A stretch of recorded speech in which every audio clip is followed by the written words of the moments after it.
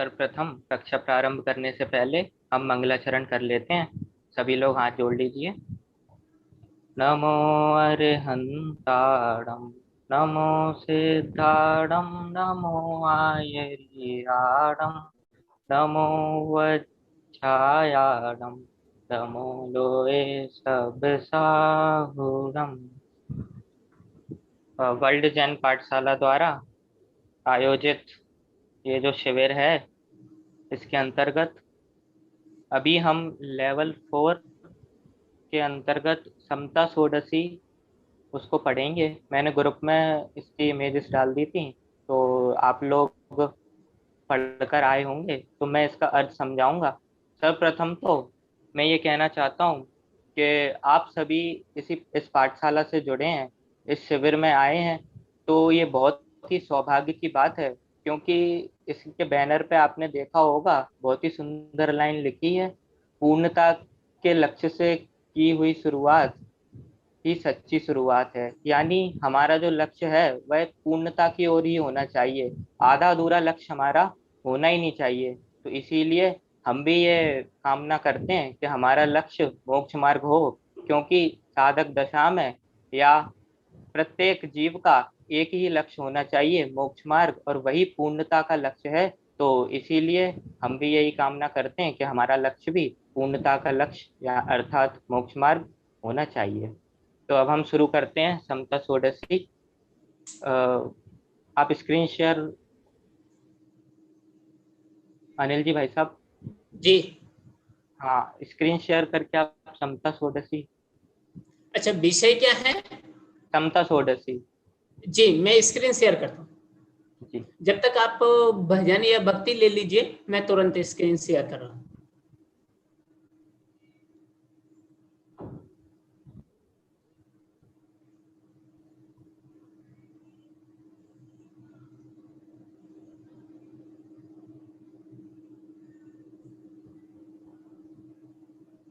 चलिए, सबसे पहले तो हम ये समझ लेते हैं कि समता षोडशी का अर्थ क्या है।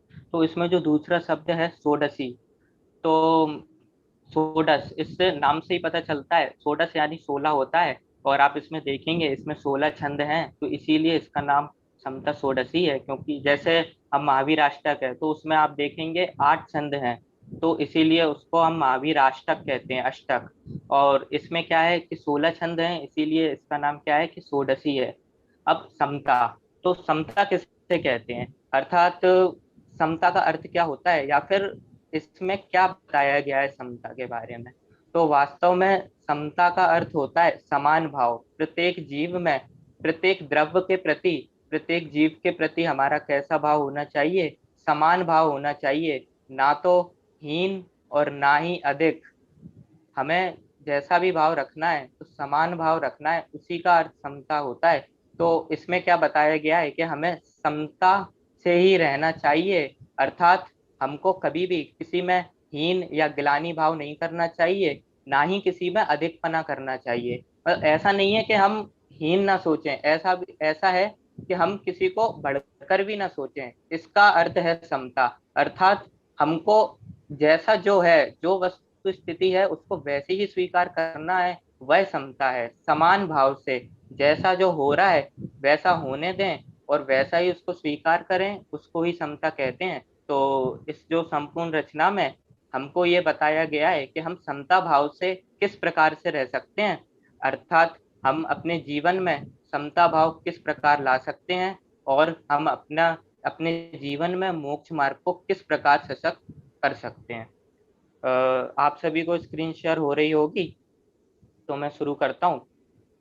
समता रस का पान करो, अनुभव रस का पान करो, शांत रहो, शांत रहो, सहज सदा ही शांत रहो। देखो, इसमें सबसे पहले ही बहुत ही अच्छी बात की गई है कि समता रस का पान करो। कैसे रस का पान करो, गन्ने के रस का नहीं, उसकी बात नहीं की गई है। किसकी बात की गई है कि समता रस का पान करो। तो ये मिलेगा कहाँ समता रस? हम तो बहुत सारे रस पीते हैं, गन्ने का रस पीते हैं, अनार का रस पीते हैं, लेकिन ये समता रस क्या होता है? तो वास्तव में जो हम अपनी आत्मा में ध्यान लगाते हैं, अर्थात हम पर वस्तुओं में एकत्व, ममत्व, कर्तृत्व और भोक्तृत्व बुद्धि को त्याग कर अपने प्रति, अपने अपने आत्मा में ध्यान लगाएंगे, तब जो भाव प्रकट होगा, जो आनंद प्रकट होगा, उसको ही समता रस कहते हैं। ये कोई रस नहीं है पीने वाला। अर्थात यहाँ पे बताया गया है कि समता रस का पान करो, यानी सभी को समान भाव से देखो, सभी को एक ही दृष्टि से देखो। तो वो हमें कैसे करना है, तो इसमें पूरी रचना में अलग अलग प्रकार से बताया गया है कि हमें किस प्रकार से और किस तरीके से हमें समता भाव का पालन करना है। अनुभव रस का पान करो, शांत रहो, सहज सदा ही शांत रहो। पहला पॉइंट क्या है कि हमें हमेशा शांत रहना चाहिए। शांत रहने का मतलब ये नहीं है कि बिल्कुल गुमसुम से हो जाएं या कोई कुछ पूछे तो कुछ बताए ही ना। शांत रहने का मतलब यहाँ पर ये है कि फालतू के प्रपंच में नहीं पड़ना या फिर किसी विवाद में नहीं पड़ना। यदि हम किसी विवाद में पड़ेंगे तो क्या होगा कि हमें ही कषाय उत्पन्न होंगी, और कषाय से क्या होता है कि मन में क्रोध उत्पन्न होता है, मान माया लोभ इत्यादि कषाय जब हमारे मन में राग द्वेष उत्पन्न होती हैं तो हमारा मन कलुषित हो जाता है। कषाय क्या होता है, जो आत्मा को कसे अर्थात दुख दे। हमने सभी ने बाल बोध में ये पढ़ा ही है कि जो आत्मा को कसता है और दुख देता है उसे ही कषाय कहते हैं। और यदि हम शांत नहीं रहेंगे यानी एकाग्र चित्त नहीं करेंगे, जो भी हम कार्य कर रहे हैं उसमें यदि हम ध्यान नहीं देंगे तो कैसा क्या होगा कि हमारा मन कलुषित होगा। एक दूसरे के प्रति ध्यान देंगे कि वो क्या कर रहा है, ये क्या कर रहा है। यदि हम यही करते रहेंगे तो हमारा मन कलुषित हो जाएगा और क्या होगा कि कषायों की उत्पत्ति होगी। हम देखते हैं कि बहुत बार हम जैसे किसी किसी से हमने कुछ कहा कि ये काम कर दो, ये काम कर दो, और वो नहीं करे, तो हमारे अंदर क्या होता है कि क्रोध उत्पन्न हो जाता है। जब क्रोध उत्पन्न होता है तो सामने वाले को तो बुरा लगता ही है, लेकिन कुछ समय बाद कैसा लगता है, हमें भी बुरा लगता है। क्रोध कर कर क्या होता है कि हमारे विचारों में भी गंदगी आती है, हमारे विचारों में भी कैसा लगता है, हमारा विचार कैसा हो जाता है, वह कलुषित हो जाता है। क्यों हो जाता है, क्योंकि क्रोध कोई अच्छी चीज तो है नहीं है। क्रोध क्या है कि कषाय है। इसीलिए हमें कैसा रहना है कि समता रस का पान करना है और अनुभव रस का पान करना है। और वह कैसे होगा कि शांत रहो, शांत रहो, सहज सदा ही शांत रहो। सदा, ऐसा नहीं कहा कि आप अभी शांत हो जाओ या 2 घंटे बाद शांत हो जाना। सीधी सी बात कही गई है कि सहज सदा ही शांत रहो, यानी प्रत्येक वस्तु में हमें सहज भाव रखना है और सहजता से ही रहना है। क्यों रहना है, क्योंकि सहजता ही जीवन का आनंद है। हम वास्तव में पूरे जीवन में एक ही चीज तो ढूंढते हैं कि हमें सुख मिल जाए किसी भी वस्तु से। जैसे गर्मी लग रही है तो कूलर चालू कर लेते, क्यों, क्योंकि हमें गर्मी से निजात मिल जाए, हमें सुख मिल जाए। लेकिन लाइट चली गई तो क्या होता है, तो दोबारा गर्मी लगने लग जाती है। वो क्या है कि वह क्षणिक है, वह सुख नहीं है, वह दुख है। और यदि सहज सदा ही शांत रहो, यानी सहज भाव से रहेंगे और सदा ही शांत रहेंगे, तो क्या होगा, हमें प्रत्येक क्षण हर पल हमें क्या होगा, शांति का अनुभव होगा और समता भाव का अनुभव होगा, और निश्चित रूप से सुख की भी प्राप्ति होगी। अब देखो, अब हम इसमें पढ़ते हैं। इसका पहला छंद है, नहीं अशांति का कुछ कारण ज्ञान दृष्टि से देख अहो। देखो, इसमें बहुत ही अच्छी बात कही गई है कि अशांति का कुछ भी कारण नहीं है।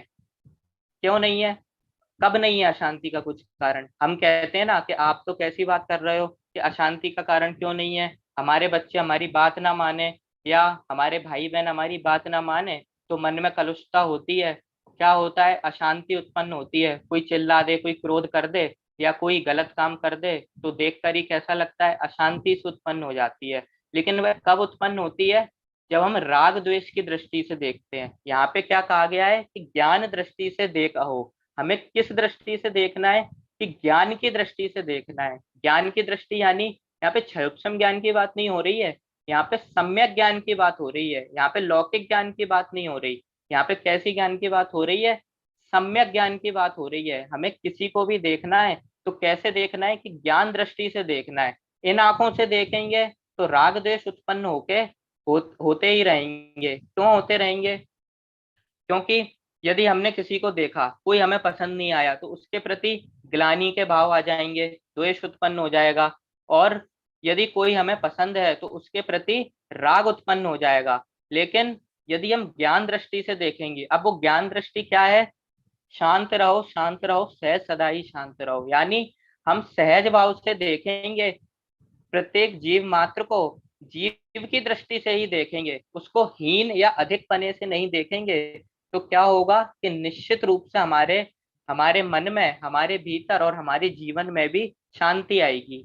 देखो तभी तो इसमें कहा गया है कि नहीं अशांति का कुछ कारण ज्ञान दृष्टि से देखा हो।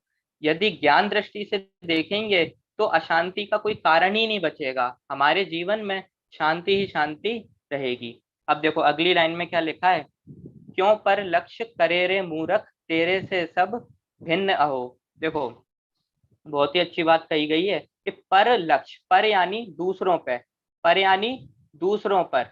इसमें क्या कहा गया है कि हमें दूसरों पे लक्ष्य नहीं करना चाहिए। लक्ष्य यानी हमें दूसरों पर दृष्टि नहीं करनी चाहिए। दृष्टि यानी हमारा उद्देश्य ये नहीं होना चाहिए कि सामने वाला क्या कर रहा है क्या नहीं कर रहा है। क्यों पर लक्ष्य करे रे मूर्ख, तेरे से सब भिन्न हो, कि क्यों हम दूसरों पर लक्ष्य करें, दूसरों पर ध्यान दें, हमसे सभी भिन्न है। हम क्या सोचते हैं कि ये भी हमारे जैसा है, या इसने हमारे संग ऐसा क्यों कर दिया, या फिर क्या सोचते हैं कि ये आगे कैसे निकल गया। क्लास में बैठे होंगे तो यदि हम हमारे अच्छे नंबर आते होंगे, यदि कल को कोई दूसरा हमसे एक नंबर ज्यादा ले आए तो सभी को ऐसा लगता है कि अरे ये इसने अच्छा कैसे कर दिया। तो क्या होता है उससे कि हम शांत नहीं रह पाते, और क्या होगा, हमने द्वेष किया उससे, और द्वेष किया यानी कषाई की, और कषाई की तो क्या हुआ कि हमारा आत्मा कलुषित हुआ। तो वह क्या हो जाएगा कि अशांति का कारण हो जाएगा। यदि हम ज्ञान दृष्टि से देखें, अब ज्ञान दृष्टि से कैसे देखें, हमको पता हो कि भगवान महावीर की शिक्षाओं में हमने पढ़ा है कि प्रत्येक आत्माएं बराबर हैं, कोई भी छोटा बड़ा नहीं है, यानी कोई भी किसी से अलग नहीं है, हर एक आत्मा बराबर है। ऐसा नहीं है कि कोई कोई हीन हो गया या कोई अधिक हो गया। अब जब सब बराबर ही हैं तो क्या करना है, तो हमें किसी पे दृष्टि रखनी ही नहीं है। अब इसमें क्या कहा गया है कि तेरे से सब भिन्न हो, ऐसा क्यों कहा गया है। अब आप बोलें कि आपने कहा कि जब सभी बराबर हैं तो फिर अलग अलग कैसे हैं। बराबर हैं अर्थात कि सभी में गुण है, आत्मा में अनंत गुण है, प्रत्येक जीव में अनंत गुण है। लेकिन तेरे से सब भिन्न हो, मेरा ज्ञान दर्शन गुण अलग है, और जो सामने वाला है दूसरा है, बाकी जितने भी अनंत अनंत जीव हैं उनका ज्ञान दर्शन गुण अलग है।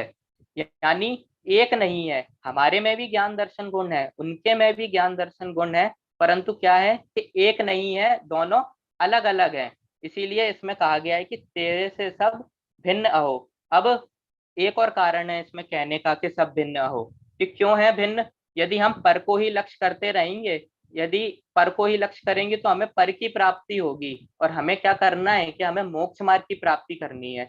पर को लक्ष्य करने से पर की प्राप्ति तो नहीं होगी, परंतु क्या होगा कि हमारे मन में ऐसा वहम उत्पन्न हो जाएगा कि हाँ हमें ये चीज मिल जाए, परंतु वह कभी मिलती नहीं है। इसीलिए हमें क्या करना है, हमें खुद पर ही लक्ष्य करना है। क्यों, क्योंकि मेरे से तो सभी भिन्न है, मुझे दूसरे से किंचित मात्र भी फायदा नहीं होने वाला है। जो भी हमें होगा, मोक्ष मार्ग जो भी प्रकट होगा खुद से ही प्रकट होगा। इसीलिए पर लक्ष्य नहीं करना है। अब पर का मतलब यहाँ पर वही नहीं है कि कोई दूसरा जीव हो या कोई कुछ और वस्तु हो, अकेला वही नहीं कहा गया। यहाँ पे क्या कहा गया है कि पर का अर्थ यहाँ पर, अब हम दूसरे छंद में देखते हैं, देह भिन्न है, कर्म भिन्न है, उदय आदि भी भिन्न हो। देखो कितनी अच्छी बात कही है। पर का अर्थ वो तो है ही कि अन्य जीव, अन्य पदार्थ, अन्य द्रव, वह तो हमें लेना ही है, परंतु स्वयं में भी क्या कि देह भिन्न है, कर्म भिन्न है, और उदय आदि भी भिन्न हो। कर्म के जो उदय आते हैं वह भी भिन्न है, देह भिन्न है, हमारा शरीर भिन्न है, कर्म भिन्न है, और क्या है कि हमारा आत्मा भी भिन्न है। ये हमारे अधीन नहीं है। सब क्या होता है कि स्वयं परिणमित होता है। एक बहुत ही फेमस एग्जांपल है, सभी लोग बताते हैं कि यदि शरीर भी हमारे हमारे अंतर्गत काम करने लगा, यदि हमारे अधीन हो गया, तो क्या होगा कि यदि हम ये उंगली आगे को मोड़ रहे हैं तो यही उंगली पीछे को भी मोड़ लेना चाहिए, नहीं मोड़ पा रहे हैं ना। यदि हमको बुखार आ जाए तो जब हम चाहें तब सही हो जाना चाहिए, परंतु वह नहीं होता। कब सही होता है, एक निश्चित काल के बाद ही सही होता है। क्यों होता है, क्योंकि देह भिन्न है, कर्म भिन्न है, उदय आदि भी भिन्न हो। यानी प्रत्येक वस्तु हमसे भिन्न है, यहाँ तक कि आत्मा भी भिन्न है और शरीर भी भिन्न है। यहाँ पे बहुत ही सुंदर भेद विज्ञान कराया गया है आत्मा और शरीर के बीच में। नहीं अधीन है तेरे कोई, सब स्वाधीन परिणमित हो।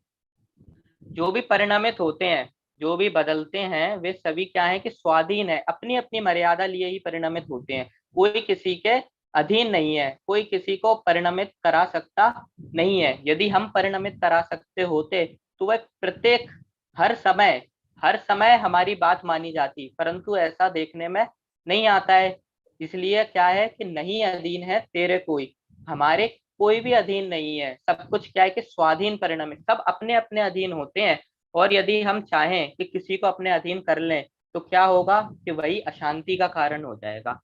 हमें कैसे रहना है कि समता भाव से रहना है। और यदि हम समता भाव से नहीं रहेंगे तो क्या होगा कि वही अशांति का कारण हो जाएगा। और यदि हम सोचेंगे कि शरीर भी मैं ही हूँ, आत्मा भी मैं ही हूँ, और शरीर आत्मा एक है, तो क्या होगा जब शरीर को बुखार आएगा तो हम भी दुखी होंगे। बड़े पंडित जी साहब का एक बहुत अच्छा वाक्य है कि रोग के काल में भी राग ही दुख का कारण है। यानी यदि हमको बुखार आता है, कोई भी रोग होता है, तो हमें दुख किस बात का होता है कि शरीर के प्रति राग है, शरीर की चिंता है, तभी दुख होता है। यदि शरीर के प्रति राग हो ही ना तो हमको दुख होगा ही नहीं। तो इसीलिए हमें क्या करना है, ये एक बात समझनी है कि नहीं अधीन है तेरे कोई, सब स्वाधीन परिणमित हो। कि प्रत्येक वस्तु स्वाधीन परिणमित होती है, अपने अपनी मर्यादा में ही परिणमित होती है, कोई किसी के अधीन नहीं है। अब ये कैसे समझ आएगा, ये सभी लाइनें एक दूसरे से जुड़ी हुई हैं कि पर लक्ष्य करे रे मूरख, तेरे से सब भिन्न अहो। जब पहले छंद में कहा था कि तुमसे सभी भिन्न है, सब भिन्न है, कि क्यों भिन्न है, क्योंकि नहीं अधीन है तेरे कोई, तेरे कोई भी अधीन नहीं है। सब कुछ स्वाधीन परिणमित होता है, अपने अपने में ही परिणमित होता है। हम मात्र अपने ही भावों के करता है, अन्य के भावों के करता नहीं है। इसमें ऐसी बात कही गई है। अब हम तीसरा छंद देखते हैं। इसको ऊपर कर दीजिए स्क्रीन को। चलिए मैं, हाँ। पर नहीं तुझसे कहता कुछ भी, सुख दुख का कारण नहीं हो, करके मूढ़ कल्पना मिथ्या, तू ही व्यर्थ आकुलित हो। ये क्या कहा गया है कि पर तुझसे कुछ नहीं कहता, यानी दूसरे वस्तु हमारे सामने या कोई वस्तु रखी है, वह हमसे कभी नहीं कहती कि हमारी देख रेख करो, या हमसे सुख दुख का कारण बनो, या वे हमारी वस्तु हमारे सुख दुख में कभी भी कारण नहीं होती हैं। ये नहीं होती हैं तो हमको दुख तो होता है। यदि कोई इष्ट वस्तु हमसे वियोग हो जाए, इष्ट वस्तु यदि हमसे चली जाए, दूर चली जाए, तो हमें दुख होता है। तो वह क्यों होता है कि करके मूढ़ कल्पना मिथ्या, यानी हम मिथ्या कल्पना करते हैं। कैसी कल्पना करते हैं, सच्ची कल्पना नहीं करते, सम्यक कल्पना नहीं करते। कैसी कल्पना करते हैं, मिथ्या कल्पना करते हैं, तू ही व्यर्थ आकुलित हो। यानी सामने जो वस्तु है, हमारे पास जो परिग्रह है, जितनी भी वस्तु है, हम सब में क्या करते हैं, मिथ्या कल्पना। मिथ्या कल्पना यानी उल्टी मान्यता। कैसी, कि उसमें ही हम एकत्व करेंगे, कैसा कि ये ही मैं हूँ, ममत्व करेंगे, ये ही मेरा है, कर्तृत्व मैं इसका कुछ कर सकता हूँ, और भोक्तृत्व मैं ही इसको भोगता हूँ। ये जो चार बुद्धि हम करते हैं, यही मूढ़ मिथ्या कल्पना है। और यही करके क्या होगा कि व्यर्थ में ही आकुलित होते हैं। यदि सहज भाव से रहेंगे तो क्या होगा कि हम आकुलित नहीं होंगे कभी भी। क्या होगा कि हमें सुख की प्राप्ति होगी और आनंद की प्राप्ति होगी। और मोक्ष मार्ग में आकुलित होने का कोई भी स्थान नहीं है। हमें आकुलता नहीं होना। क्यों? क्योंकि आकुलता किससे होती है, कषाय से होती है। और मोक्ष कैसे प्रकट होता है कि कषायों का नाश करके ही मोक्ष प्रकट होता है, राग द्वेष का नाश करके मोक्ष प्रकट होता है। आकुलित होकर मोक्ष प्रकट नहीं होता। तो इसमें यही कहा गया है कि पर नहीं तुझसे कहता कुछ भी, कि जो दूसरी वस्तु है, यहाँ तक कि जो हमारा शरीर है, वह हमसे कभी नहीं कहता कि हमारे सुख दुख में कारण बन जाओ, या ये भी नहीं कहते कि हम तुम्हारे सुख दुख में कारण है। देखो दोनों साइड से, हम तो दूसरों के सुख दुख में कारण नहीं है, और दूसरा भी हमारे सुख दुख में कारण नहीं है। हमारे सुख दुख में कारण कौन है, कि हमारे स्वयं के भाव है। करके मूढ़ कल्पना मिथ्या, दुख का कारण क्या है कि मिथ्या कल्पना, उल्टी मान्यता। कैसी कल्पना, एकत्व ममत्व की कल्पना करते हैं, किसी वस्तु को अपना मानते हैं। तो क्या होता है, तभी हम व्यर्थ में ही आकुलित होते हैं।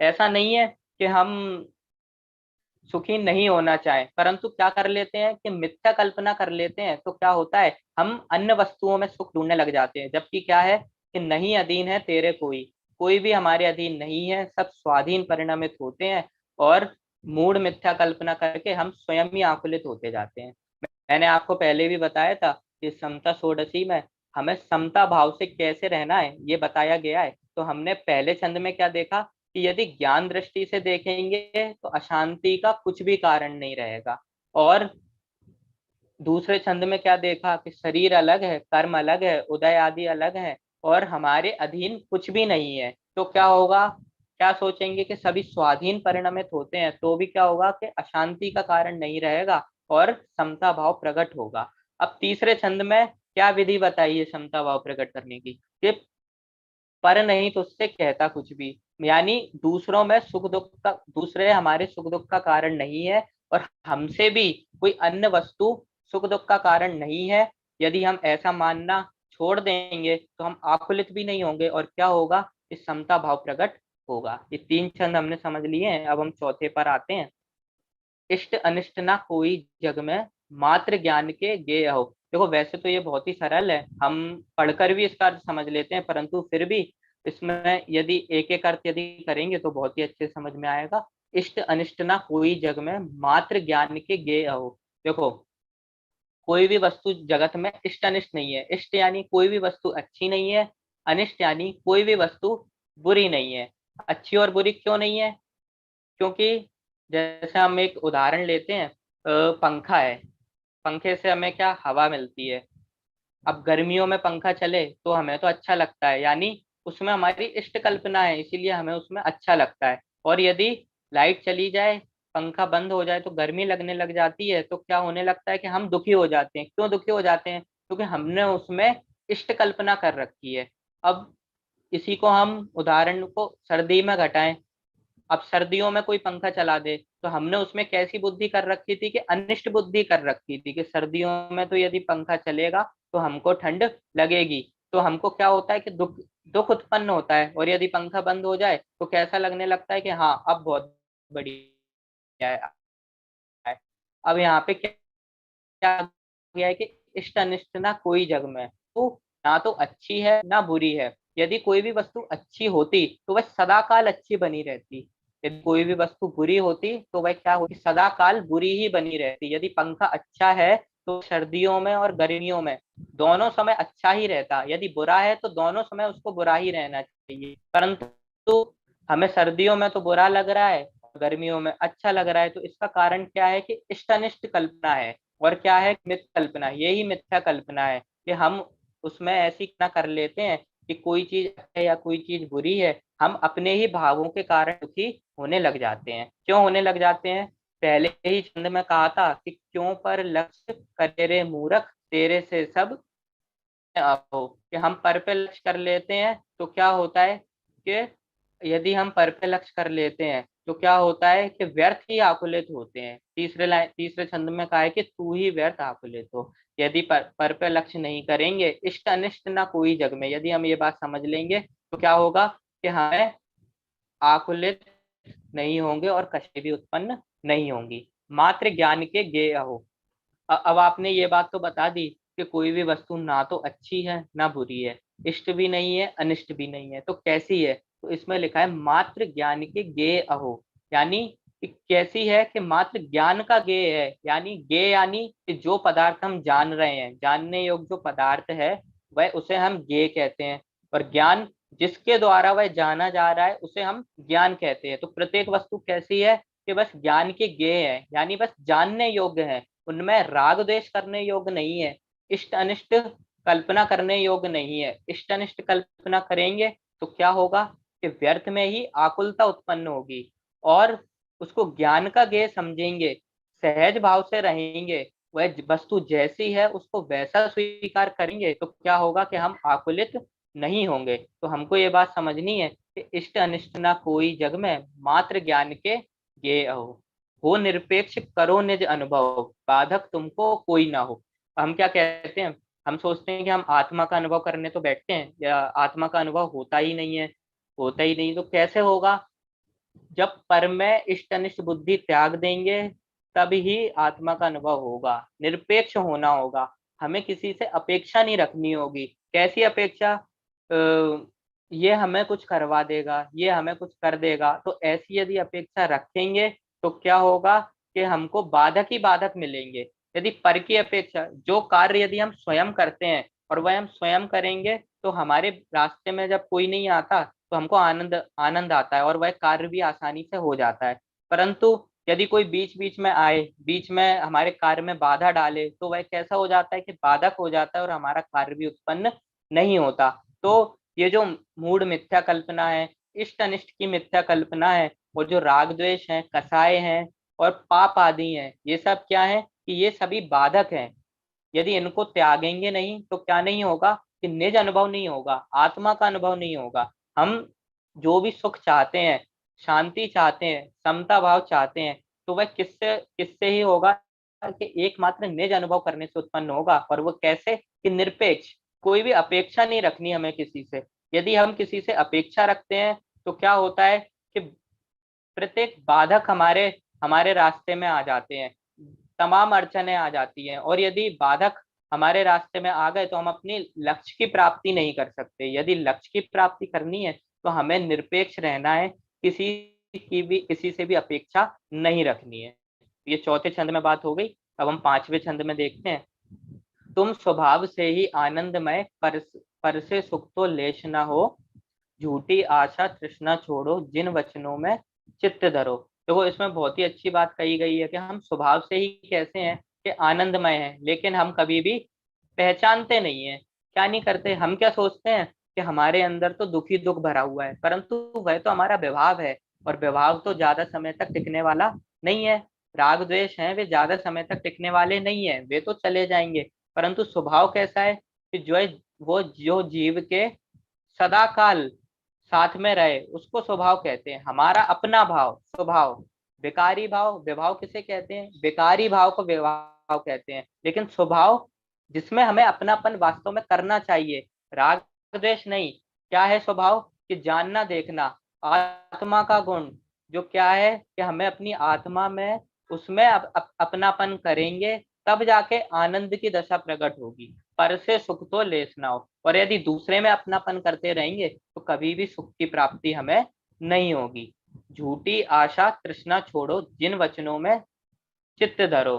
देखो, झूठी आशा तृष्णा ऐसी झूठी क्यों कही गई है? क्योंकि यदि कोई भी इच्छा हमारी पूरी हो भी जाए, कर्म के उदय से, पुण्य के उदय से यदि कोई भी इच्छा हमारी पूरी हो भी जाए, तो भी मन में क्या लगा रहता है कि थोड़ा और हो जाता तो सही रहता। यानी ये जो इच्छा रूपी गड्ढा है, ये कभी भर ही नहीं सकता। इच्छा हमारे मन में ऐसी इतनी आशाएं, इतनी तृष्णा है, जो कि दुख का कारण है। हमें आज आज कुछ नया करने का मन करने लगता है, कल कुछ नया करने का मन करने लगता है। आज हमारी ऐसी इच्छा हो रही है, कल हमारी ऐसी इच्छा हो रही है। ऐसी जो इतनी इच्छाएं हैं, ये कैसी हैं कि इसका इतना बड़ा गड्ढा है कि पूरी पृथ्वी इसमें समा जाए, सभी पृथ्वी इसमें समा जाए, तो भी ये गड्ढा नहीं भर सकता।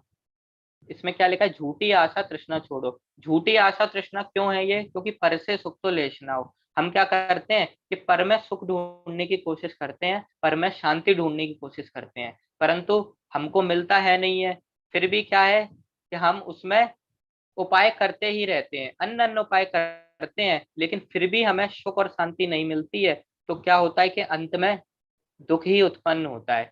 यदि दुख उत्पन्न नहीं करना है तो हमें क्या करना होगा कि झूठी आशा तृष्णा छोड़ो, कि हमें जितनी भी जो आशाएं, झूठी जो इच्छाएं हैं, वह छोड़नी होंगी। और जो तृष्णा, यानी जो भी हमारे में जो भी वो लगा रहता है ना, क्या कहते हैं उसे, कोई भी इच्छा होती है, या किसी किसी भी चीज को पाने की जो इच्छा होती है, या हमें ये मिल जाए और मिल जाए, ऐसा मिल जाए, यदि हमें इतने पैसे मिल गए तो हमें और पैसे मिल जाए, ये सभी क्या है कि तृष्णा है। ये सब झूठा है। क्यों है झूठा? हमने जयमाला में भी देखा है देवसा गुरु की, झूठे जग के सपने सारे, झूठी मन की सब आशाएं। हमारे मन में जितनी भी इच्छाएं प्रकट होती हैं, तृष्णा प्रकट होती है, वे सभी झूठ है। झूठ क्यों है? क्योंकि क्षणिक है। वे पूरी हो भी जाएंगी तो भी हमें सुख उत्पन्न नहीं करने देंगी, उनसे तो भी सुख उत्पन्न नहीं होगा। तो सुख कैसे उत्पन्न होगा? कि तुम स्वभाव से ही आनंदमय हो, स्वभाव से ही आनंदमय हो, यदि इसको हम पहचान लेंगे और मैं सुख को ढूंढना बंद कर देंगे, तो क्या होगा कि अपने आप ही हमें अपने में सुख नजर आने लगेगा। जिन वचनों में चित्त धरो, यदि किसी में भी श्रद्धा रखनी भी है तो हमें किस में रखना है कि जिन वचनों में श्रद्धा रखनी है। जिन वचन यानी कि जो भगवान द्वारा कहे गए वचन है, भगवान द्वारा जो कही गई वाणी है, जिन वाणी है उसमें हमें श्रद्धा रखनी है। यदि हम उसमें श्रद्धा रखेंगे तो निश्चित रूप से जो झूठी आशा और जो तृष्णा है वह हमारी स्वयं में भी छूट जाएगी और हमारे स्वभाव का भान हमें हो जाएगा। चिनवाड़ी में श्रद्धा क्यों रखनी है? क्योंकि ये साक्षात अरिहंत भगवान की जो दिव्य ध्वनि है उसका ही अंश है। समय सार की पहली गाथा की टीका में भी लिखा गया है कि अरिहत प्रवचन अव्यव, सीधा लिखा है अरिहंत प्रवचन अव्यव, यानी जो भी जिनवाणी में लिखा गया है वह अरिहंत भगवान की जो दिव्य ध्वनि है उसका अवयव है, यानी उसका अंश है, अर्थात प्रमाणित है। कोई झूठ नहीं कहा गया है, सच बात कही गई है। और यदि हमें भी आनंदमय होना है, स्वभाव में शांति प्रकट करनी है, सहज भाव से रहना है, तो क्या करना पड़ेगा कि जिन वचनों में चित्त रखना ही पड़ेगा। पर द्रव्यों का दोष न देखो, क्रोध अग्नि में नहीं जलो। हम क्या करते हैं, हमेशा दूसरों का ही दोष देखते हैं। यदि कुछ हो जाए तो ये इसने कर दिया, कुछ कुछ अच्छा हो जाए तो क्या करते हैं, अच्छा इसमें भी हम क्या करते हैं कि दो चीजें अपनाते हैं। यदि कुछ अच्छा हो जाए तो क्या सोचने की कोशिश करते हैं, हाँ ये तो मैंने किया।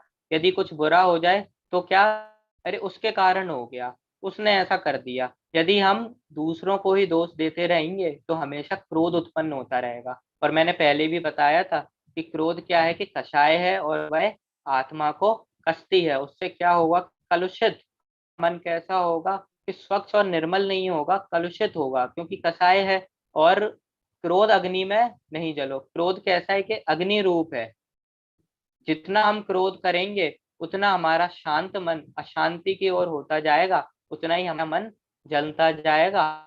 और क्या होगा कि निर्मल भाव प्रकट नहीं हो पाएगा। नहीं चाहो अनुरूप प्रवर्तन, भेद ज्ञान ध्रुव दृढ़ करो। देखो इसमें बहुत अच्छी बात कही गई है। जितना भी दुख का कारण है क्या है, रूप प्रवर्तन। हम सोचते हैं कि हर चीज हमारे जैसी हो जाए, परंतु पहले क्या था कि सब कुछ स्वाधीन है, किसी के अधीन कुछ भी नहीं है। लेकिन हम क्या सोचते हैं कि सब हमारे अधीन हो जाए, हम जैसा बोले वैसा ही होना चाहिए, हम ये करें तो ऐसा होना चाहिए। तो क्या है कि हम अनुरूप प्रवर्तन करेंगे तो क्या होगा कि निश्चित रूप से क्रोध उत्पन्न होगा। क्योंकि यदि हमारा काम हो जाता है, यदि किसी कार्य की सिद्धि हो जाती है तो अच्छा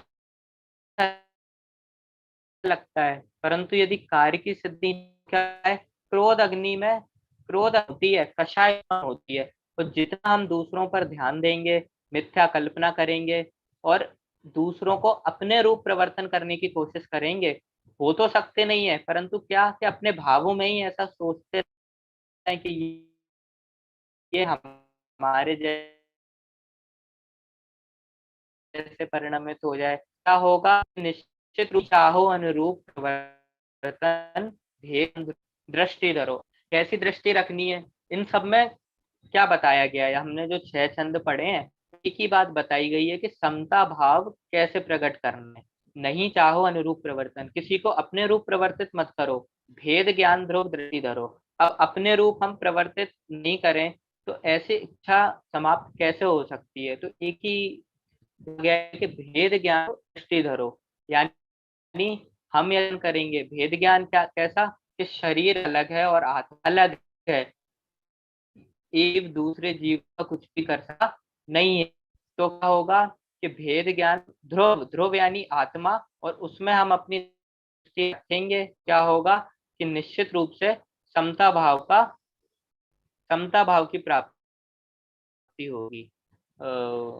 आज हम इतना ही देख लेते हैं। हमने 6 छंद में क्या पढ़ा है कि समता भाव की प्राप्ति कैसे हो, और इसमें क्या बताया गया है कि सब में एक ही बात कही गई है, परंतु वह अलग अलग तरीके से कही गई है। हमको बस इतना ध्यान देना है कि ऐसा होता है कि हमारे जो आचार्य हैं, विद्वान आदि हैं, वे क्या करते हैं कि एक ही बात को कई बार उसको सरल करके कहते हैं। यदि सरल करके कहते हैं वो, जिससे किसी को कठिन बात समझ में नहीं आती है, तो वह सरल बात समझ सकता है, परंतु बात एक ही है कि क्या एक ही बात है कि समता भाव कैसे प्रकट करना है, बस एक ही बात बताई गई है, जिसके विभिन्न विभिन्न तरीके हैं। हम इनमें से कोई एक को भी यदि हम वो कर लेते हैं, सार्थक कर लेते हैं, तो सारे ही तरीके अपने आप ही सार्थक हो जाएंगे।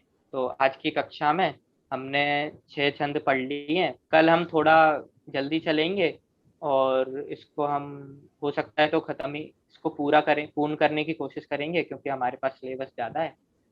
आज अगर किसी को कोई भी डाउट हो या कुछ भी पूछना, तो वह ग्रुप पर प्रश्न डाल सकता है, तो मैं उसका समाधान कर दूंगा। जय जिनेन्द्र।